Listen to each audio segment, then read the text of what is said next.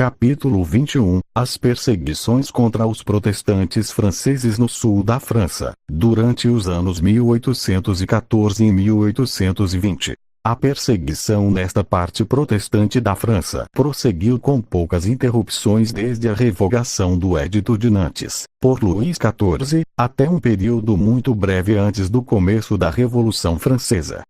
No ano 1785, o Sr. Ribaut St. Etienne e o célebre Senhor de Lafayette foram as primeiras pessoas em interessar-se ante a corte de Luís XVI para eliminar o açoite da perseguição contra esta sofredora gente, os habitantes do sul da França. Tal era a oposição de parte dos católicos e dos cortesãos, que não foi até o final do ano 1790 que os protestantes se viram livres de seus alarmes. Antes disto, os católicos, em particular em Nimes, tinham recorrido às armas. Nimes apresentara um terrível espetáculo. Homens armados correndo por todas partes da cidade, disparando desde as esquinas, e atacando a todos os que encontravam, com espadas e foices. Um homem chamado Astuc foi ferido e lançado no aqueduto. Baldon caiu sob os repetidos golpes de baionetas e sabres, e seu corpo foi lançado também na água. Boucher, um jovem de somente 17 anos de idade, foi morto de um disparo enquanto olhava desde sua janela. 3 eleitores foram feridos, um deles de consideração. Outro eleitor foi ferido, e outro escapou da morte, declarando várias vezes que era católico. Um terceiro recebeu 3 feridas de sabre, e foi levado à sua casa terrivelmente mutilado. Os cidadãos que fugiam eram detidos pelos católicos nos caminhos, e obrigados a dar prova de sua religião antes de conceder-lhes a vida. O senhor e a senhora Vogue estavam em sua casa de campo que os fanáticos forçaram, e mataram a ambos, destruindo sua vivenda. Blacher, um protestante de 60 anos, foi despedaçado com uma foice. Ao jovem Pierre, que levava alimentos para seu irmão, lhe perguntaram: católico ou protestante? Ao responder protestante, um daqueles monstros disparou contra o menino, que caiu. Um dos companheiros do assassino disse: igual poderias ter matado um cordeiro. Jurei, repuso outro, matará 4 protestantes como minha parte, e este contará como um deles. Contudo, como estas atrocidades levaram as tropas a unir-se em defesa do povo, caiu uma terrível vingança sobre o partido católico que tinha tomado as armas, o qual, junto com outras circunstâncias, como a tolerância exercida por Napoleão Bonaparte, os refriou totalmente até o ano 1814, quando o inesperado retorno do antigo regime voltou a uni-lo sob as antigas bandeiras. A chegada do rei Luís XVIII a Paris. Esta chegada se soube em Nimes o 13 de abril de 1814. 15 minutos depois, via-se por todas partes a divisa branca, ondeava a bandeira branca nos edifícios públicos, nos esplêndidos monumentos da antiguidade, e inclusive na Torre de Mange, fora das muralhas da cidade. Os protestantes, cujo comércio tinha sofrido durante a guerra, estiveram entre os primeiros em unir-se ao regozijo geral, e em enviar sua adesão ao Senado, e ao corpo legislativo, e vários dos departamentos protestantes enviaram mensagens ao trono, mas desafortunadamente o senhor Froment estava de novo em Nimes naquele tempo, com muitos fanáticos dispostos a segui-lo, e a cegueira e a fúria do século XVI rapidamente tomaram o lugar da filantropia do século XIX. De imediato se traçou uma linha de distinção entre pessoas de diferentes persuasões religiosas. O espírito da antiga Igreja Católica era novamente o de regular a parte que cada um deveria ter de estima e de seguridade. A diferença de religião iria agora a governá-lo tudo. E inclusive os criados católicos que tinham servido a protestantes com zelo e afeto começaram a descuidar seus deveres ou a executá-los com falta de vontade e hostilidade. Nos festejos e espetáculos dados à conta do erário público, se usou a ausência dos protestantes para acusá-los de deslealdade. E em meio de clamores de Vive le Roi se ouviram os clamores dissonantes de Abbas Lemaire e abaixo o alcaide. O Sr. Castleton era protestante. Apareceu em público com o prefeito Roulant, que era católico, e o expulsaram a pontapés, e a gente disse que devia renunciar a seu cargo. Os fanáticos de Nimes lograram inclusive que se apresentasse uma mensagem ao rei, na que diziam que na França somente devia haver um Deus, o rei e uma fé. Nisto foram imitados pelos católicos de várias cidades. A história do menino de prata. Para este tempo, o Sr. Baron, conselheiro do Tribunal Real de Nimes, adotou planos de dedicar a Deus um menino de prata, se a duquesa de Angulema dava a um príncipe à França. Este projeto foi adotado como um voto religioso público, que era tema de conversação em público e em privado, enquanto que várias pessoas, com a imaginação acendida por este projeto, corriam pelas ruas gritando "Vivente les Bourbons, vivam os Bourbons!". Como consequência deste desenfreio supersticioso, se diz que em Alais se aconselhou e instigou as mulheres para que envenenassem seus maridos protestantes, e afinal se encontrou conveniente acusá-los de crimes políticos. Já não podiam aparecer em público sem serem insultados e injuriados. Quando a plebe se encontrava com protestantes, os tomavam e dançavam em volta deles com um bárbaro regozijo, e em meio de repetidos gritos de Vive le Roi cantavam versos cujo sentido era: nos lavaremos as mãos em sangue protestante, e faremos morcelas com o sangue dos filhos de Calvino. Os cidadãos que saiam a passear buscando ar e frescor fora das ruas fechadas e sujas eram afugentados com gritos de Vive le Roi, como se aqueles gritos pudessem justificar todos seus excessos. Se os protestantes faziam referência ao estatuto, lhes asseguravam sem voltas que de nada lhes serviria, e que somente tinha conseguido assegurar mais sua efetiva destruição. Ouviu-se a pessoas de categoria dizer em público: deve matar-se a todos os huguenotes. Desta vez se deve matar a seus filhos, para que não sobre ninguém desta maldita ralé. É verdade, contudo, que não eram assassinados, senão tratados com crueldade. As crianças protestantes não podiam já misturar-se nos jogos com as católicas, e nem sequer lhes era permitido aparecer sem seus pais. Quando escurecia, as famílias se encerravam em seus aposentos, porém inclusive então se lançavam pedras contra as janelas. Quando se levantavam pela manhã, não era fora do comum encontrar dezenas de forcas em suas portas ou paredes. E nas ruas os católicos aferravam cordas já ensaboadas diante de seus olhos, apontando os instrumentos com os que esperavam e tramavam acabar com eles. Se passavam de uns a outros pequenas forcas ou modelos das mesmas, e um homem que vivia diante de um destes pastores exibiu um destes modelos em sua janela, e fazia sinais bem significativos quando o ministro passava. Também penduraram numa encruzilhada de caminhos públicos uma figura representando um predicador protestante, e cantavam os mais atrozes cânticos embaixo de suas janelas. Para o final do carnaval tinha-se inclusive formado planos de realizar uma caricatura de 4 ministros do lugar, e queimá-los em efígie. Porém isto foi impedido pelo alcaide de Nimes, que era protestante. Uma terrível canção foi apresentada ao prefeito, na língua da região, com uma tradução falsa, e impressa com sua aprovação, e teve muita aceitação antes que ele percebesse o erro ao que tinha sido induzido. O 63º Regimento de Linha foi publicamente censurado e vaiado por ter protegido os protestantes em cumprimento das ordens recebidas. De fato, os protestantes pareciam ovelhas destinadas ao matadouro. As armas católicas em Belcaire.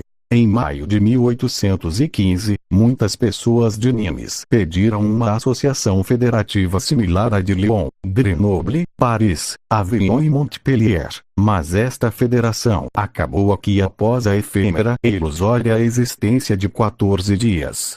Enquanto isso, um grande partido de zelotes católicos tinha se armado em Belcaire, e prontamente levaram suas patrulhas tão perto das muralhas de Nimes que alarmaram os habitantes.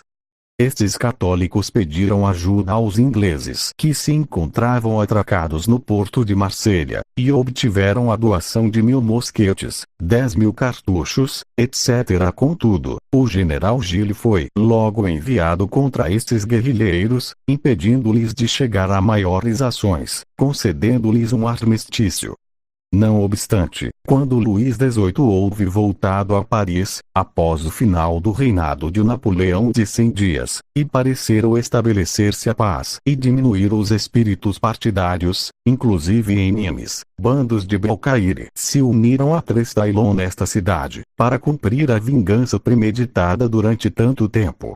O general Gilles tinha deixado o departamento fazia já vários dias. As tropas que deixou atrás de si tinham assumido a divisa branca, e esperavam novas ordens, enquanto que os novos comissionados tinham somente de proclamar o cesse das hostilidades e o total estabelecimento da autoridade real. Foi em vão. Não apareceram comissionados, não chegaram despachos para acalmar e regular a mente do público. Porém para a tarde entrou na cidade a vanguarda dos bandidos, que ascendia a várias centenas, indesejados mas sem que ninguém se opusesse a eles. Enquanto marchavam sem ordem nem disciplina, cobertos com roupas ou farrapos multicores, enfeitados com divisas, não brancas, senão brancas e verdes, armados com mosquetes, sabres, forcas, pistolas e foices, bêbados e manchados do sangue dos protestantes que tinham encontrado pelo caminho, apresentavam um aspecto do mais repulsivo e pavoroso. Na praça aberta diante dos quartéis, se uniram a estes bandidos o populacho armado da cidade, encabeçados por Jacques Dupont, comumente chamado Trestaillon. Para poupar derramamentos de sangue, a guarnição de uns 500 homens consentiu em capitular, e saiu abatida e indefesa. Porém apenas tinha passado uns 50, a gentalha começou a disparar à discrição contra suas confiadas vítimas, totalmente carentes de proteção. Quase todos morreram ou foram feridos, mas uma quantidade muito pequena puderam voltar a entrar no pátio antes que fechassem de novo os portões da guarnição. Matança e saqueio em Nimes. Nimes exibia agora uma cena do mais terrível de ultragem e carnificina, embora muitos dos protestantes tinham fugido a Convenes e a Gardonec. As casas de campo dos senhores Rei, Guiret e outras tinham sido saqueadas, e os habitantes tratados com uma barbárie desapiedada. 2 partidos tinham saciado suas sacrílegas inclinações na granja de Madame Frat. O primeiro, após comer, beber e quebrar a mobília, anunciou a chegada de seus camaradas, em comparação dos quais, disseram, eles seriam considerados misericordiosos. Restaram 3 homens e uma anciã naquele lugar. Ao verem chegar a segunda companhia, 2 dos homens fugiram. És católica? Lhe perguntaram 2 dos bandidos à anciã. Sim. Então, recita o Pater e o Ave. Aterrorizada como estava, ela vacilou, e no instante lhe deram uma pancada com a culatra do mosquete. Ao voltar em si, fugiu da casa, mas se encontrou com Ladet, o velho mordomo, que trazia uma salada que seus atacantes tinham-lhe ordenado preparar. Em vão tratou de persuadi-lo para que fugisse. És protestante? Lhe perguntaram. Sim. Descarregando-lhe um mosquete acima, caiu ferido, porém não morto.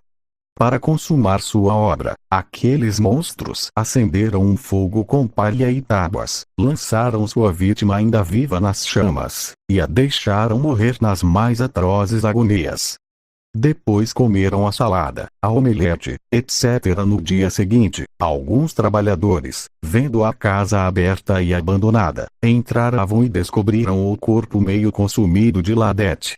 O prefeito de Gard, o senhor Darbaud de Jouques, tratando de paliar os crimes dos católicos, teve a audácia de afirmar que Ladet era católico.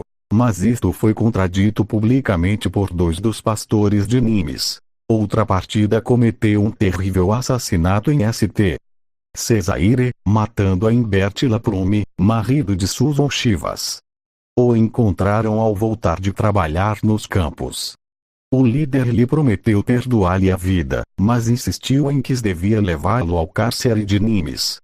Vendo, contudo, que os da partida estavam decididos a matá-lo, assumiu seu caráter natural, e sendo um homem forte e corajoso, adiantou-se e exclamou: Vós sois bandidos! Fogo! 4 deles dispararam e ele caiu, porém não morto. E enquanto estava ainda com vida lhe mutilaram o corpo. Depois, passando uma corda em sua volta, o arrastaram, amarrado a um canhão do qual tinham se apoderado. Não foi até depois de 8 dias que seus parentes souberam de sua morte. 5 pessoas da família de Chivas, todos eles casados e pais de família, foram mortos no curso de poucos dias. O desalmado tratamento das mulheres, nesta perseguição de Nimes, foi de tal natureza que teria ofendido a qualquer selvagem que tiver sabido disso.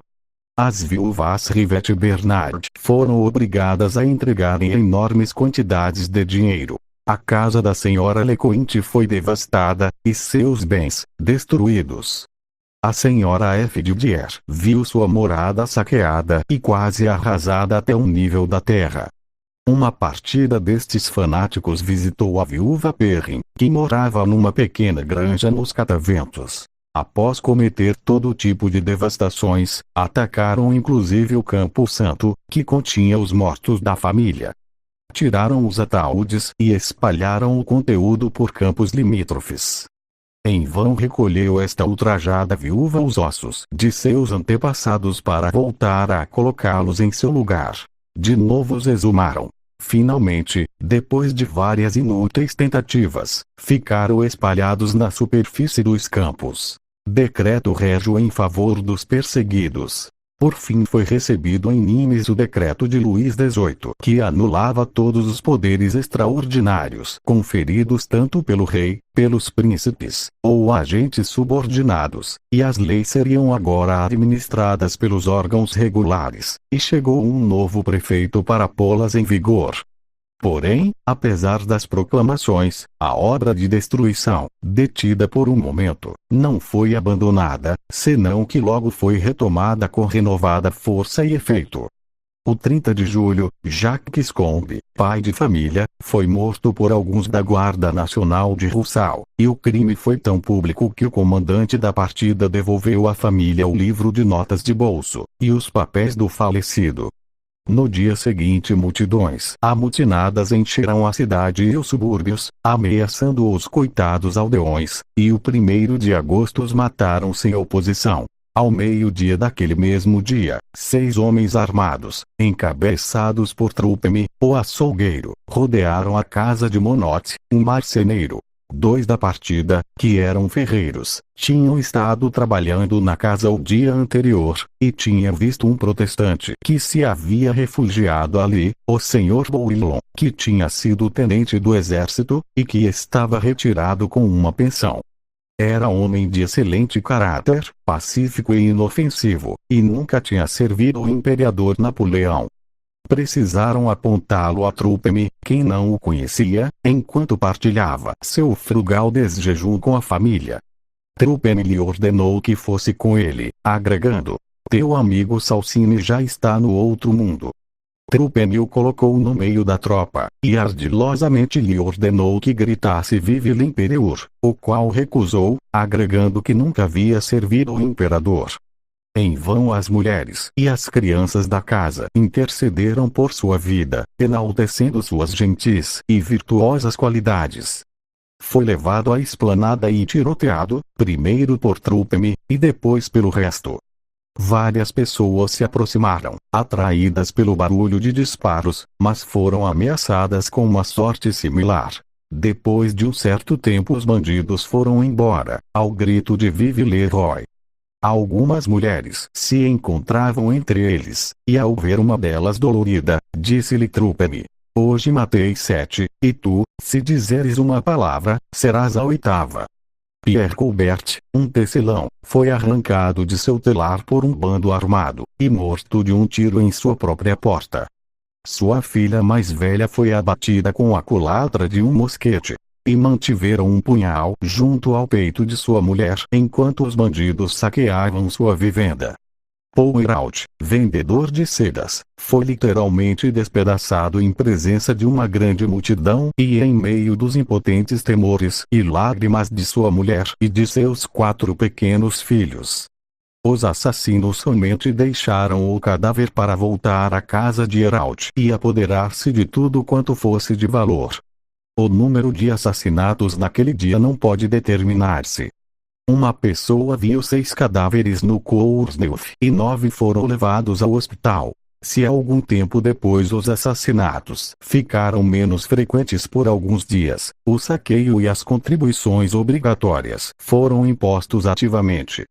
O Sr. Salidombro foi despojado, em várias visitas, de 7.000 francos. Numa ocasião, quando alegou os grandes sacrifícios que tinha feito, o bandido lhe disse, apontando para seu cachimbo: "Olha, porei fogo à tua casa com isso, e com isto", agregou, brandindo uma espada, "acabarei contigo." Ante estes argumentos, não cabia discussão nenhuma. O Sr. Fellini, fabricante de sedas, foi despojado de 32.000 francos ouro, 3.000 francos prata, e vários rolos de seda. Os pequenos lojistas estavam continuamente expostos a visitas e exigências de provisões, de tecidos, ou de qualquer coisa que vendessem.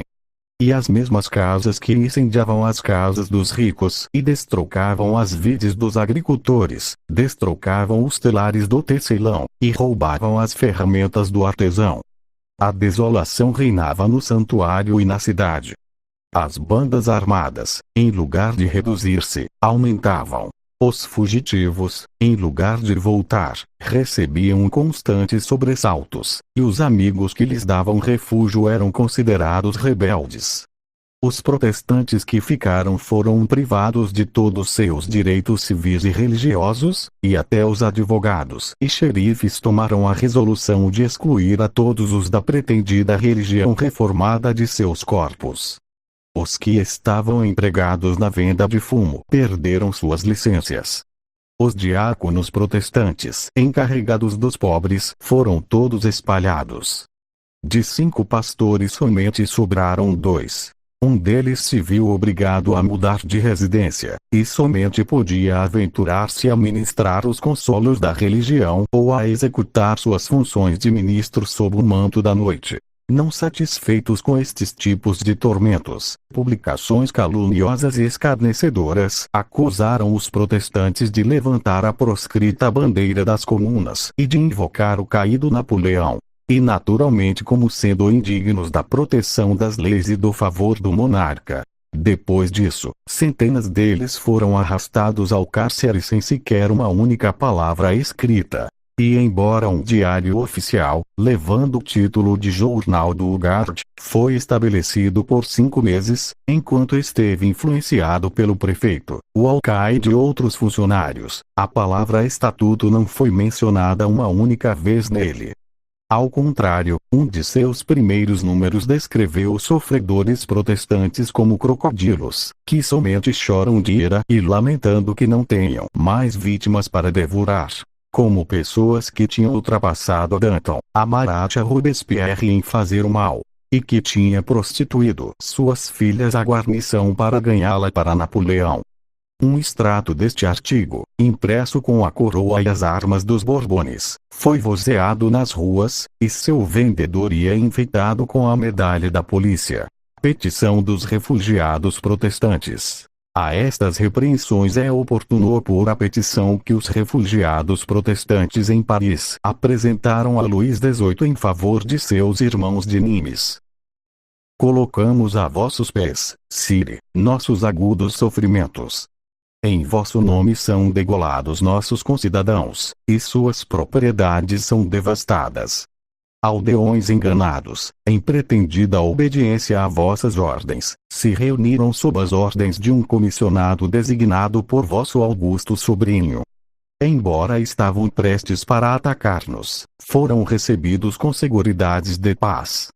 O 15 de julho de 1815 soubemos da chegada de Vossa Majestade a Paris, e a bandeira branda ondeou de imediato em nossos edifícios. A tranquilidade pública não tinha sido perturbada, quando entraram camponeses armados. A guarnição capitulou, mas foram assaltados ao retirar-se, e foram mortos quase todos. Nossa Guarda Nacional foi desarmada, a cidade ficou lotada de estranhos, e as casas dos principais habitantes, que professam a religião reformada, foram atacadas e saqueadas. Acompanhamos a lista. O terror tem feito fugir de nossa cidade os mais respeitáveis cidadãos.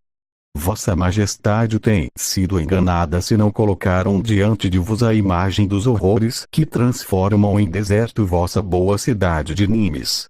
De continuo tem lugar proscrições e arrestos, e a verdadeira e única causa é a diferença de opiniões religiosas. Os caluniados protestantes são os defensores do trono. Vosso sobrinho tem visto a nossos filhos sob suas bandeiras. Nossas fortunas têm sido colocadas em suas mãos. Atacados sem razão, os protestantes não deram, nem sequer por uma justa resistência, o fatal pretexto à calúnia de parte de seus inimigos. Salvai-nos, Sire. Apagai a chama da guerra civil. Uma única ação de vossa vontade restaurará a existência política a uma cidade interessante por sua população e por seus produtos. Demandai conta de sua conduta aos líderes que trouxeram tais desgraças sobre nós. Colocamos ante vossos olhos todos os documentos que nos chegaram. O temor paralisa os corações e apaga as queixas de nossos concidadãos. Colocados numa situação mais segura, nos aventuramos a levantar nossa voz em favor deles, etc., etc. Monstruosos ultrajes contra as mulheres. Em Nimes é coisa bem sabida que as mulheres lavam suas roupas bem nas fontes, bem nas ribeiras dos rios. Existe um grande lavadouro perto da fonte, onde se podem ver muitas mulheres por dia, ajoelhadas na borda da água, batendo suas roupas com pesadas pás de madeira em forma de raquetes. Este lugar chegou a ser o cenário das práticas mais vergonhosas e indecentes. A canalha católica virava as anáguas das mulheres por acima de suas cabeças, e as amarrava de maneira que ficassem expostas e submetidas a uma nova classe de tormento. Porque, colocando pregos na madeira das paletas de lavar em forma de flor de lis, as batiam até que manava sangue de seus corpos e seus gritos desgarravam o ar. Frequentemente se pedia a morte como fim deste ignominioso castigo, que era recusada com maligno regozijo. Para levar este ultraje até seu maior grau possível, se empregou esta tortura contra algumas que estavam grávidas. A escandalosa natureza destes ultrajes impedia a muitas das que o haviam sofrido fazê-lo público, e especialmente relatar suas circunstâncias mais agravantes. Tenho visto, disse o Sr. Duran, a um advogado católico acompanhando os assassinos de Bourgade, armar uma batedora com aguçados pregos em forma de flor de lis. Os vi levantar os vestidos das mulheres, e aplicar-lhes a seus corpos ensanguentados estas batedoras, com fortes pancadas, as que deram um nome que minha pluma recusa registrar. Nada podia detê-los, nem os clamores das atormentadas mulheres, a efusão de sangue, os murmúrios da indignação suprimidos pelo temor. Os cirurgiões que atenderam as mulheres que morreram podem testemunhar, pelas marcas de suas feridas, que agonias devem ter suportado. Isto, por terrível que pareça, é, contudo, estritamente verdadeiro. Não obstante, durante o progresso destes horrores e destas obscenidades, tão desonrosas para a França e a religião católica, os agentes do governo tinham poderosas forças a seu mando, com as quais, se empregadas retamente, teriam podido restaurar a tranquilidade. Contudo, prosseguiram os assassinatos e os roubos, que foram tolerados pelos magistrados católicos, com bem poucas exceções. É verdade que as autoridades administrativas usaram palavras em suas proclamações, etc., mas nunca exerceram ações para deter as atrocidades dos perseguidores, que declararam desavergonhadamente que o dia 24, o aniversário de São Bartolomeu, tinham a intenção de fazer uma matança geral. Os membros da Igreja Reformada se encheram de terror, e em lugar de tomar parte na eleição de deputados, estiveram ocupados como puderam para prover a sua seguridade pessoal, ultrajes cometidos aos povos, etc. Deixamos Nimes agora para examinar a conduta dos perseguidores na região das redondezas.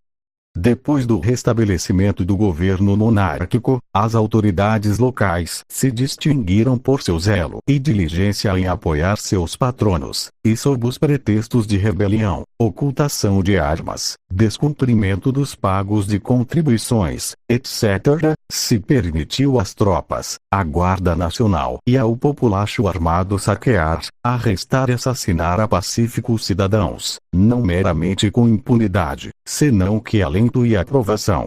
No povo de Milhaud, perto de Nimes, se obrigou frequentemente aos habitantes a pagarem grandes sumas para evitarem ser saqueados. Não obstante, isto não valeu de nada em casa de Madame Teulon.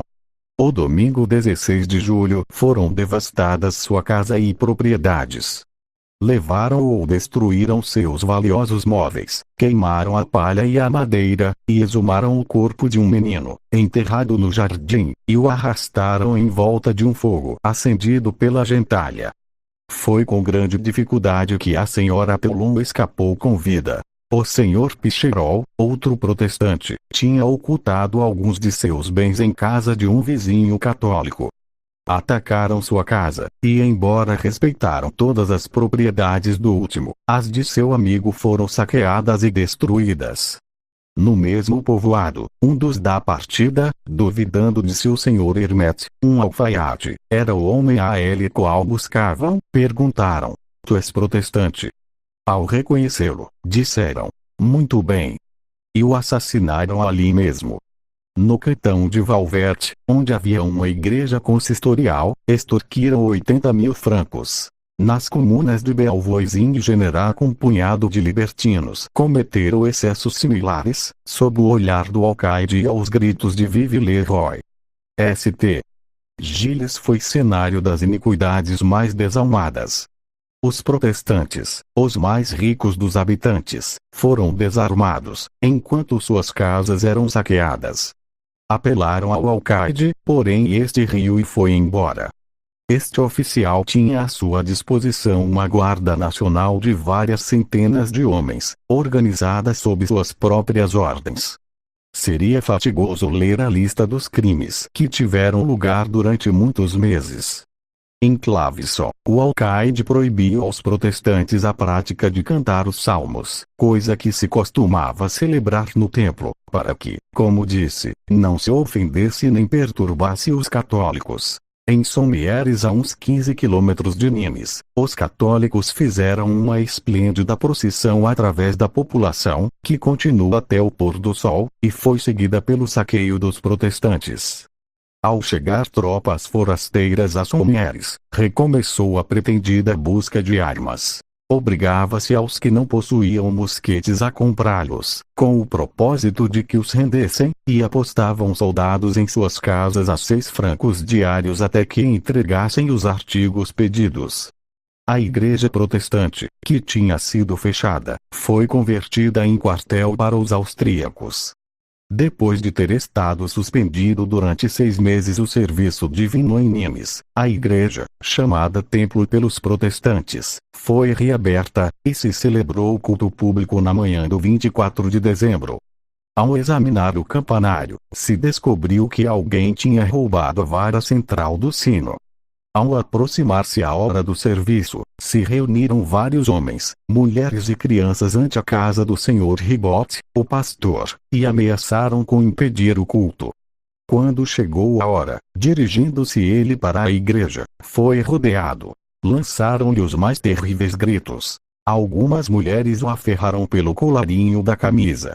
Porém nada pôde perturbar sua firmeza nem excitar sua impaciência. Entrou na casa de oração e subiu ao púlpito.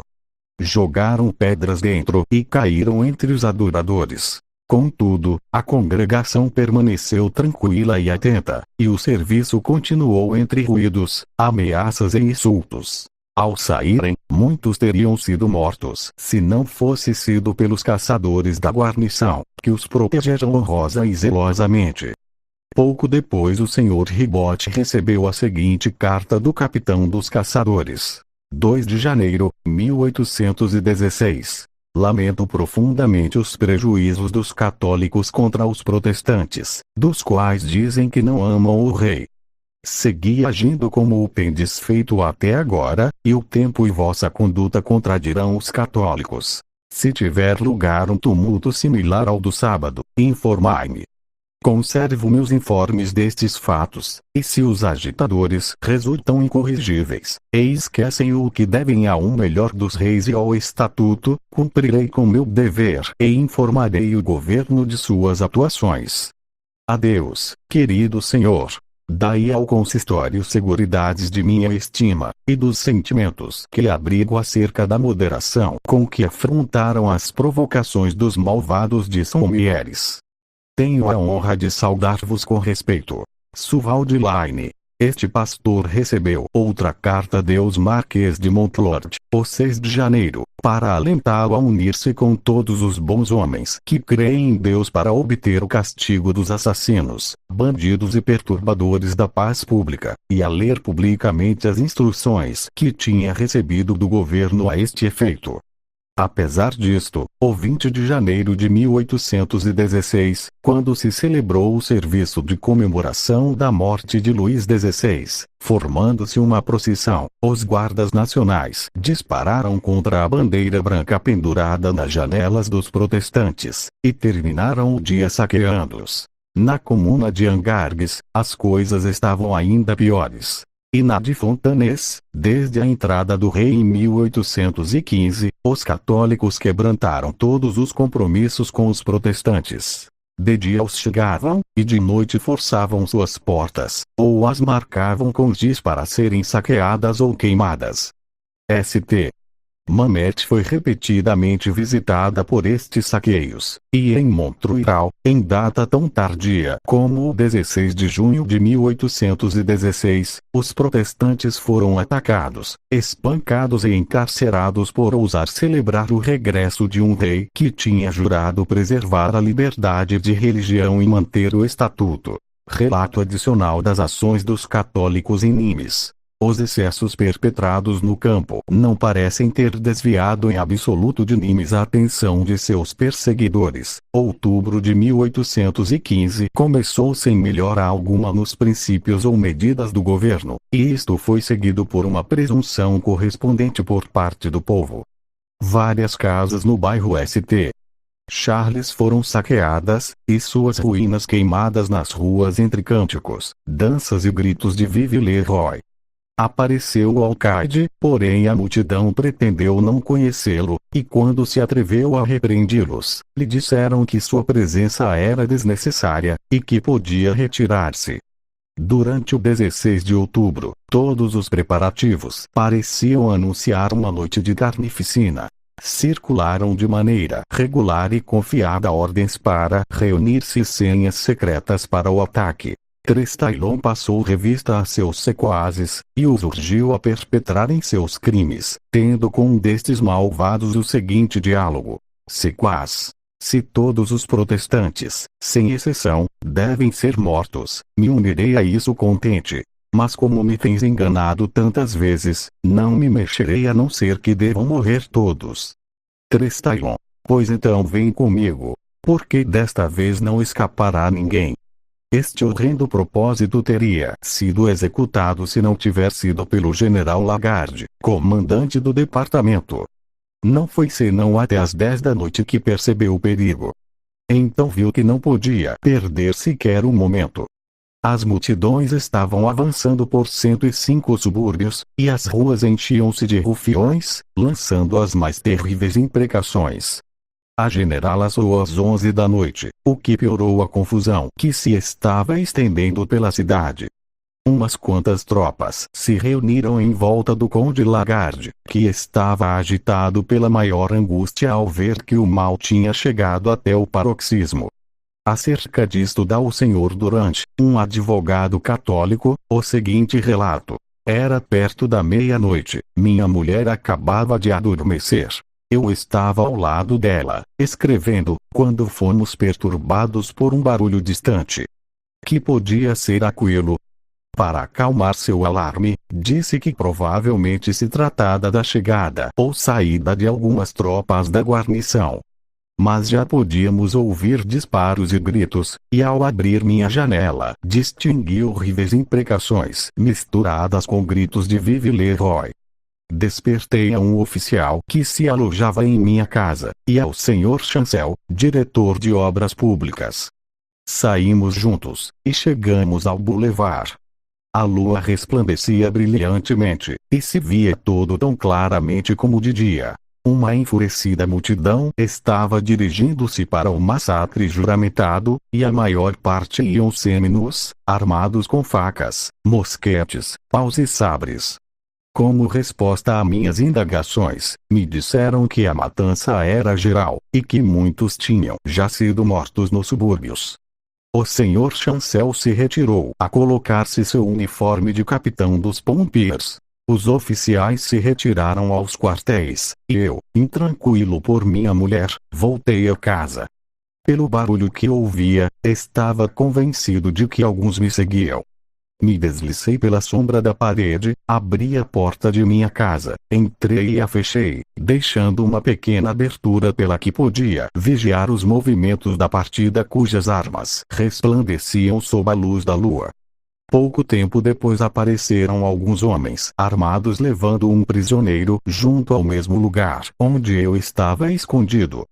Se detiveram, e eu fechei suavemente minha porta e subi sobre um álamo plantado junto à parede do jardim. Que cena! Um homem de joelhos implorando clemência a uns desalmados que zombavam de sua angústia e o carregavam de insultos. Em nome de minha mulher e meus filhos, dizia a ele, deixai-me. O que eu fiz? Por que devíeis assassinar-me por nada? Estava neste momento a ponto de gritar e de ameaçar os assassinos com a vingança. Não tive tempo para decidir-me, porque a descarga de vários fuzis acabou com minha indecisão. O infeliz suplicante, atingido nas costas e na cabeça, caiu para não voltar a levantar-se. Agora os assassinos davam as costas à árvore. Se retiraram de imediato, recarregando suas armas. Eu desci e me aproximei do moribundo, que estava lançando profundos e penosos suspiros. Chegaram alguns guardas nacionais naquele momento, e de novo me retirei e fechei a porta. Vejo um morto, disse um. Ainda canta, disse outro. Melhor será, disse um terceiro, rematá-lo e pôr fim a seus sofrimentos. De imediato descarregaram 5 ou 6 mosquetes, e os gemidos cessaram. No dia seguinte, as multidões acudiram a inspecionar e chegar o morto. Os dias depois de uma matança se observam sempre como uma espécie de festa, e se deixam todas as ocupações para ir contemplar as vítimas. Este era Louis Lichard, pai de 4 crianças. 4 anos depois deste acontecimento, o Sr. Durand verificou este relato sob juramento durante o juízo de um dos assassinos. Ataque sobre as igrejas protestantes. Um tempo antes da morte do general Lagarde, o duque de Angulema tinha visitado Nimes, e outras cidades do sul, e naquela primeira cidade honrou os membros do consistório protestante com uma entrevista, prometendo-lhes proteção, e alentando-os a reabrir seu templo, tanto tempo fechado. Tinham 2 igrejas em Nimes, e se acordou que a melhor para esta seria a pequena, e que deveria omitir-se o toque dos sinos. O general Lagarde manifestou que responderia com sua cabeça pela segurança da congregação. Os protestantes se informaram em privado entre si que voltaria a celebrar-se o culto às 10 horas, e começaram a reunir-se em silêncio e com precaução. Foi acordado que o Sr. Juilerat Chasseur celebrasse o serviço, ainda que sua convicção do perigo fosse tal que rogou a sua mulher, e a alguns de sua grey, que permanecessem com suas famílias. Sendo aberto o templo somente como questão formal, e em obediência às ordens do Duque de Angulema, este pastor desejava fervorosamente ser a única vítima. Dirigindo-se ao lugar, passou junto a numerosos grupos que o olhavam ferozmente. Esta é a oportunidade, disse um, de dar-lhes o último golpe. Sim, agregaram outros, e não se devem perdoar nem as mulheres nem as crianças. Um malvado, alçando a voz por acima das outras, exclamou: "Ah, eu vou procurar meu mosquete, e 10 como a minha parte." Através destes sons ameaçadores, o Sr. Juilerat continuou seu caminho, mas quando chegou ao templo, o sacristão não se atreveu a abrir as portas, e se viu obrigado a abri-las ele mesmo. Ao chegarem os adoradores, acharam pessoas estranhas ocupando as ruas adjacentes, e também nas escadarias da igreja, jurando que não celebrariam culto nenhum, e gritando: "Abaixo os protestantes! Matai-os! Matai-os!" Às 10, a igreja estava quase cheia, e o Sr. Juilard Chasseur começou as orações. De repente, o ministro foi interrompido com um barulho violento, misturado com gritos de "Vive le roi", porém os gendarmes conseguiram expulsar a estes fanáticos e fechar as portas. O barulho e os tumultos lá fora se duplicaram, e as batidas do populacho que tentava tirar as portas abaixo fez que a casa ressoasse com gritos e gemidos. A voz dos pastores que tratavam de consolar sua grei se fez inaudível. Em vão tentaram cantar o Salmo 42. Passaram lentamente 3/4 de hora. Eu me coloquei, disse Madame Juilerat, ao pé do púlpito, com minha filha em meus braços. Finalmente, meu marido se uniu a mim e me deu alimentos. Lembrei desde o princípio que era o aniversário de nosso casamento. Depois de 6 anos de felicidade, me disse: "Estou a ponto de morrer com meu marido e minha filha. Seremos mortos ante o altar de Deus, vítimas de um dever sagrado, e o céu se abrirá para receber-nos a nós e a nossos infelizes irmãos. Abençoei o Redentor, e sem amaldiçoar nossos assassinos, esperei sua chegada." O Sr. Oliver, filho de um pastor, oficial das tropas reais de linha, tentou sair da igreja, porém as amistosas sentinelas da porta lhe aconselharam que permanecesse encerrado com o resto. Os guardas nacionais recusaram agir, e a fanática multidão aproveitava tudo quanto podia a ausência do general Lagarde e seu crescente número. Afinal se ouviu música marcial, e vozes desde fora gritaram aos assediados: "Abri, abri e salvai-vos." Sua primeira impressão foi temer uma traição. No entanto, logo lhes asseguraram que um destacamento que voltava de missa tinha sido disposto diante da porta para favorecer a saída dos protestantes. A porta foi aberta, e muitos deles escaparam entre as fileiras dos soldados, que tinham empurrado a multidão fora dali. Contudo, esta rua, assim como as outras pelas que deviam passar os fugitivos, logo voltou a ficar lotada. O venerável pastor, Olivier Desmond, que estava entre os 70 e 80 anos de idade, foi rodeado por assassinos. Lhe deram socos na cara, e gritaram: "Matai o chefe dos bandidos." Foi preservado pela atitude firme de alguns oficiais, entre os quais estava seu próprio filho. Fizeram uma barreira diante dele com seus próprios corpos, e entre seus sabres desembainhados o levaram até sua casa. O Sr. Juilerat, que tinha assistido o serviço divino com sua mulher ao lado e sua filha em braços, foi perseguido e atacado com pedras. Sua mãe recebeu uma pedrada na cabeça, e sua vida esteve em perigo. Uma mulher foi vergonhosamente açoitada, e várias foram feridas e arrastadas pelas ruas. O número de protestantes mais ou menos maltratados nesta ocasião ascendeu entre uns 70 e 80. Assassinato do general Lagarde. Afinal se aplicou a repressão a estes excessos pelo sucesso do assassinato do conde Lagarde que, ao receber notícia deste tumulto, montou em seu cavalo e entrou numa das ruas, para dispersar a multidão. Um vilão tomou suas rédeas. Outro lhe apontou como uma pistola, quase tocando-o, e bradou: "Miserável! Tu farás que me retire." E logo disparou. O assassino foi Louis Boissin, um sargento da Guarda Nacional. Porém, embora todo mundo soubesse disso, ninguém tratou de arrestá-lo, e fugiu. Quando o general se viu ferido, deu ordem à gendarmeria para que protegessem os protestantes, e se lançou a galope para seu alojamento, mas desmaiou imediatamente ao chegar ali. Ao recuperar-se, impediu o cirurgião que lhe examinasse a ferida até ter escrito uma carta ao governo, para que, em caso de sua morte, se pudesse saber de onde tinha saído sua ferida, e que ninguém ousasse acusar os protestantes deste crime. A provável morte deste general produziu um pequeno grau de relaxamento por parte de seus inimigos e alguma calma, porém a massa do povo tinha se entregado durante demasiado tempo à libertinagem para sentir-se refreado sequer pelo assassinato do representante de seu rei. Pela noite voltaram ao templo, e com machados abriram a porta. O ameaçador som de suas batidas infundiu terror nos corações das famílias protestantes refugiadas em suas casas, até o choro. O conteúdo da caixa de esmolas foi roubado, e também as roupas preparadas para sua distribuição. As vestes do ministro foram destrocadas. Os livros foram rotos ou roubados.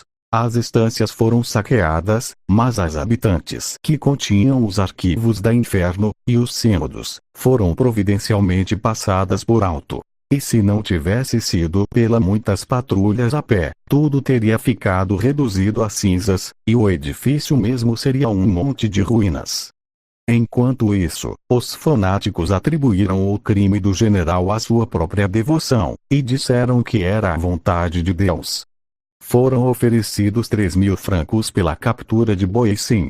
Porém sabia-se muito bem que os protestantes não ousariam capturá-lo, e que os fanáticos não quereriam.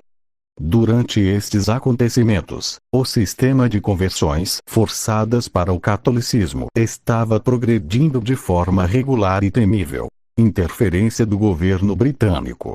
Para crédito da Inglaterra, o conhecimento destas cruéis perseguições executadas contra nossos irmãos protestantes na França produziu tal sensação no governo que os levou a intervir. E agora os perseguidores dos protestantes transformaram este ato espontâneo de humanidade e piedade em pretexto para acusar os sofredores de correspondência traidora com a Inglaterra. Mas neste estado de acontecimentos, para grande desmaio deles, apareceu uma carta, enviada fazia algum tempo à Inglaterra pelo Duque de Wellington, dizendo que existia muita informação acerca dos acontecimentos do Sul. Os ministros das 3 denominações de Londres, anelantes para não serem mal informados, pediram a um de seus irmãos que visitasse as cenas de perseguição, e que examinasse com imparcialidade a natureza e extensão dos males que desejavam aliviar. O reverendo Clemente Perotti empreendeu esta difícil tarefa, e cumpriu seus desejos com zelo, uma prudência e uma devoção totalmente elogiáveis. A seu retorno proveu abundantes e irrefutáveis provas de uma vergonhosa perseguição, materiais para uma apelação ao parlamento britânico, e um informe impresso que foi circulado pelo continente, e que pela primeira vez deu uma correta informação aos habitantes da França. Viu-se então que a intervenção estrangeira era de enorme importância. E as declarações de tolerância que suscitaram no governo da França, assim como a atuação mais cuidadosa dos perseguidores católicos, operou como reconhecimentos decisivos e involuntários desta interferência que, manifestada na dura voz da opinião pública na Inglaterra e em outros lugares, produziu uma correspondente suspensão da matança e os saqueios. Contudo, os assassinos e saqueadores ficavam ainda por serem castigados, e inclusive eram aclamados e premiados por seus crimes. E enquanto os protestantes na França sofriam as penas e castigos mais cruéis e degradantes pelas mais insignificantes faltas, os católicos, tingidos de sangue e culpados de numerosos e horrendos assassinatos, eram absolvidos. Quiçá a virtuosa indignação expressada por alguns dos mais ilustrados católicos contra estes abomináveis procedimentos teve parte, não pequena, em refreá-los. Muitos protestantes inocentes tinham sido condenados às galeras, ou tinham sido castigados de outras formas, por supostos crimes baseados em declarações realizadas sob juramento de desalmados sem princípios nem temor de Deus. O Sr. Madier de Montagu, juiz do Tribunal Real de Nimes e presidente do Tribunal de Garde-Valclause, se sentiu obrigado numa ocasião a levantar uma sessão antes de aceitar o testemunho de um monstro sanguinário tão notório como Trupemi. Disse este magistrado: numa sala do Palácio de Justiça diante daquela na que eu me sentava, vários infortunados perseguidos pela facção estavam sendo julgados, e cada testemunho tendendo à sua condena era aplaudido com gritos de Vive le Roi. 3 vezes se fez tão terrível a explosão deste terrível gozo que foi necessário chamar reforços dos quartéis, e 200 soldados eram frequentemente insuficientes para refrear a multidão. De repente redobraram os gritos e clamores de Vive le Roi. Chegava um homem aclamado, aplaudido, era o terrível Trupemi. Se aproximou ao tribunal. Tinha vindo testemunhar contra os prisioneiros. Foi admitido como testemunha, levantou a mão para que lhe tomassem juramento. Atônito de horror ante aquele espetáculo, me precipitei fora de meu assento, e entrei na sala de conselho. Meus colegas me seguiram. Em vão quiseram persuadir-me para que voltasse à minha cadeira. Não! Exclamei, não vou consentir que este miserável seja admitido para dar testemunho ante uma corte de justiça na cidade a qual tem enchido de assassinatos. No palácio, em cujas escadarias tem assassinado o infeliz Bouillon. Não posso admitir que mate suas vítimas com seu testemunho como se fosse um punhal. Ele um acusador. Ele, testemunha. Não, jamais consentirei que este monstro se levante em presença de magistrados para dar um juramento sacrílego, com suas mãos ainda manchadas de sangue. Estas palavras foram repetidas fora da porta.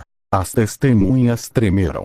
Os faciosos tremeram também, os faciosos que guiavam a língua de Trupemi como tinha guiado o seu braço, que lhe ditavam calúnia após ter-lhe ensinado a assassinar. Estas palavras penetraram nos calabouços dos condenados, e inspiraram esperança. Deram a outro corajoso advogado a resolução de assumir a causa dos perseguidos. Levou as orações de inocência e desgraça ao pé do trono. E ali perguntou se a evidência de um Trupemi não era suficiente para anular uma sentença. O rei concedeu um perdão pleno e livre. Resolução final dos protestantes em Nimes. A respeito da conduta dos protestantes, estes cidadãos tão perseguidos, levados a um extremado sofrimento por seus perseguidores, sentiram afinal que somente lhes restava escolher a forma de morrer. Decidiram unanimemente que morreriam lutando em defesa própria. Esta firme atitude fez ver a seus perseguidores que já não poderiam assassinar impunemente. Tudo mudou de imediato. Aqueles que durante 4 anos tinham aterrorizado outrem, agora experimentaram este sentimento. Tremiam ante a força de homens que, tanto tempo resignados, achavam no desespero, e seu alarme se intensificou quando souberam que os habitantes das Cevennes, convencidos do perigo em que se achavam seus irmãos, estavam dirigindo-se ali em auxílio deles. Mas, sem esperar a chegada destes reforços, os protestantes apareceram de noite na mesma ordem e armados da mesma forma que seus inimigos. Os outros desfilavam pelos boulevards, com seu usual barulho e fúria, mas os protestantes permaneceram calados e firmes nos postos que tinham tomado. 3 dias continuaram estes perigosos e ominosos encontros, todavia se impediu o derramamento de sangue pelos esforços de alguns dignos cidadãos, distinguidos por seu nível e fortuna. Ao partilhar os perigos da população protestante, obtiveram o perdão para um inimigo que agora tremia enquanto ameaçava.